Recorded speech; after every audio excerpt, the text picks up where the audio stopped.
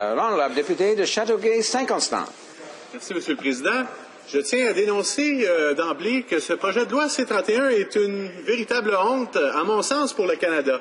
Monsieur le Président, ce projet de loi va ternir notre image de pays d'accueil sur la scène internationale. Ce projet de loi sera un grand pas en arrière à l'égard de la protection des réfugiés au sein de notre pays.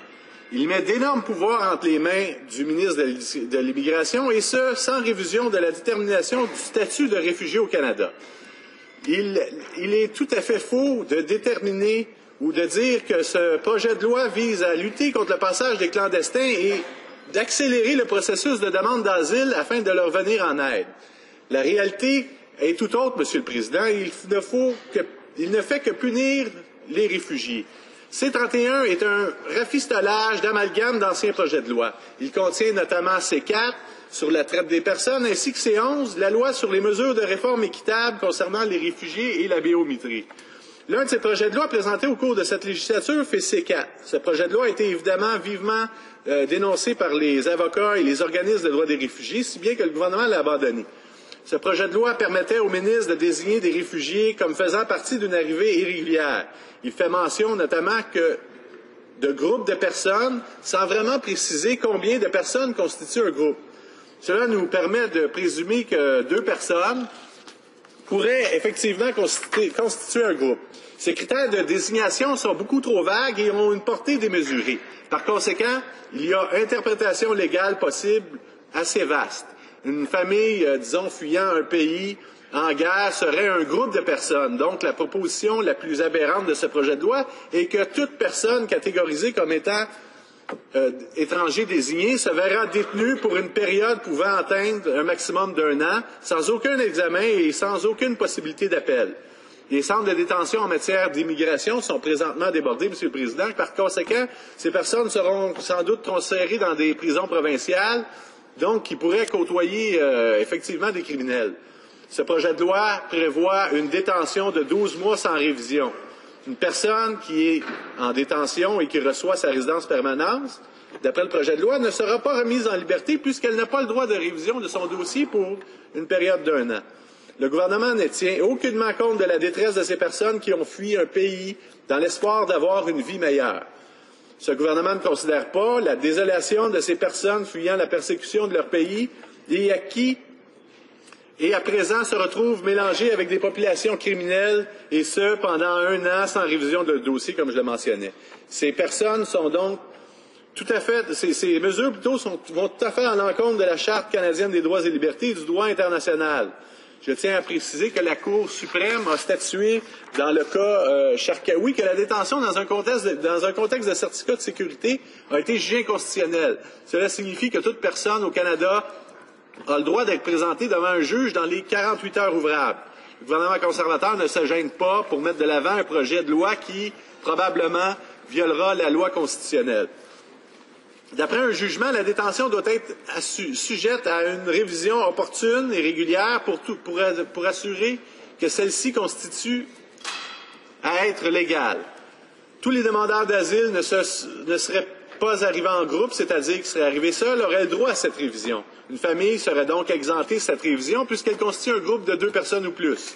Non seulement un groupe se voit détenu pendant 1 an, mais en plus, aucune exception n'est mise en place pour les personnes du groupe, quel que soit leur genre, leur âge ou leur état de santé.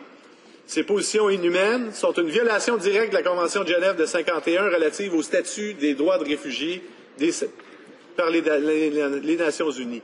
En effet, la Convention des Nations unies indique clairement qu'aucun pays d'accueil n'imposera des sanctions contre les réfugiés en raison de leur entrée illégale s'ils se présentent sans délai aux autorités et démontrent une bonne cause pour leur entrée illégale. Pourtant, le Canada est effectivement signataire de cette convention. Les mesures prises dans le projet de loi tentent de décourager les réfugiés à faire une demande d'asile au Canada. Non seulement ces personnes se voient détenues et sans appel de leur dossier, mais cette attitude impassible du gouvernement aura pour conséquence d'augmenter le nombre de renvois. Ceci est tout à fait à l'encontre des valeurs humaines du Canada et à l'encontre de notre Charte des droits et libertés.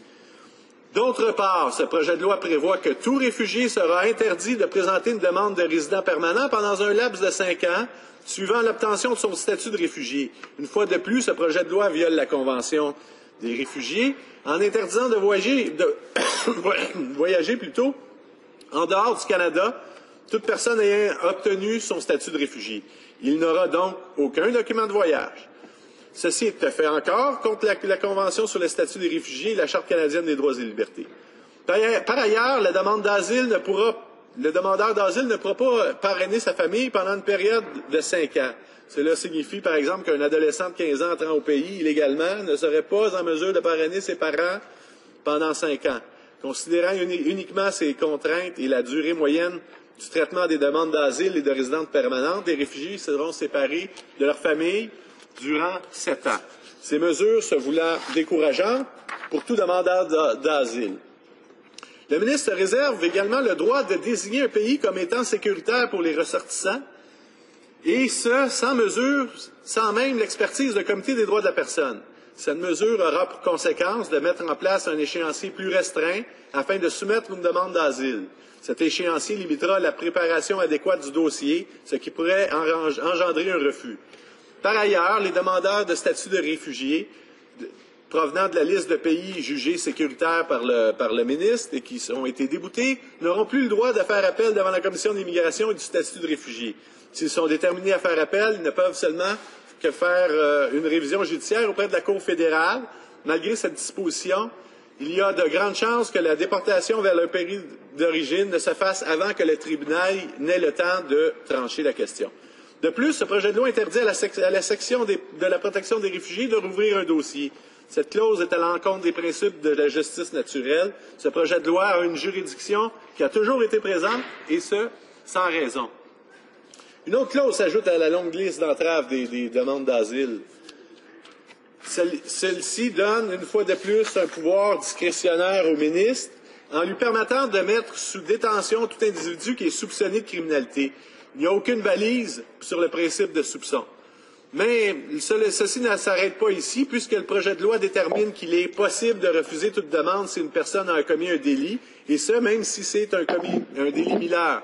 Prenons par exemple une personne qui, dans un pays qui a refusé la ligne de conduite par son gouvernement dictatorial, cela pourrait qui aurait osé exprimer son opinion publiquement et que cette personne se retrouve avec un casier judiciaire en raison de cela. Bien, le Canada le refusera sous prétexte de ce délit, sans même considérer les cas de persécution faits par ce gouvernement. Ce gouvernement conservateur va encore plus loin dans l'indifférence à l'endroit de la souffrance de ces milliers de personnes qui fuient la persécution.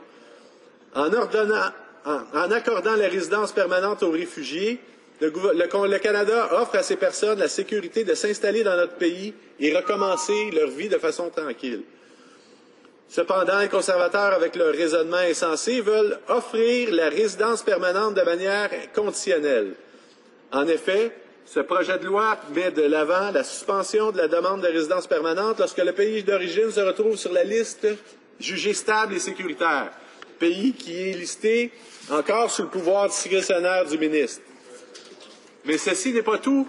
Cette clause se veut rétroactive, ce qui signifie que des milliers de résidents permanents seront forcés de quitter leur pays sans tenir compte de leur nouvelle vie au Canada. Quelqu'un, par exemple, qui aurait obtenu, qui aurait quitté son pays en raison de persécutions politiques il y a 30 ans, il arrive au Canada, il est reçu, il fait une demande d'asile et nous lui octroyons sa résidence permanente, fonde une famille ici, 30 ans plus tard, le gouvernement va lui indiquer que son pays est sécuritaire et qu'il peut y retourner. Le projet de loi C-31 est sournois, il ne s'arrête pas là. Les conservateurs veulent exiger aussi des données biométriques aux demandeurs de visa, de visite, d'études ou de travail. La biométrie est réputée comme étant une technologie qui donne un pouvoir considérable aux États au sein de l'encadrement des personnes. Le projet de loi, donc, C-31, proposé par les conservateurs, constitue un grand bouleversement en matière d'immigration. Il vise, à leur détriment, uniquement les réfugiés et les demandeurs d'asile. Le ministère de la Citoyenneté, de l'Immigration et du Multiculturalisme s'accorde donc le droit de proscrire certains réfugiés, de les jeter en prison sans révision de leur dossier pour une période de 1 an. Ce gouvernement conservateur, donc, censure cette fois-ci le droit de chaque personne de se défendre. Je considère que ce projet de loi est discriminatoire et à deux vitesses vis-à-vis le système de protection des réfugiés. Merci, M. le Président.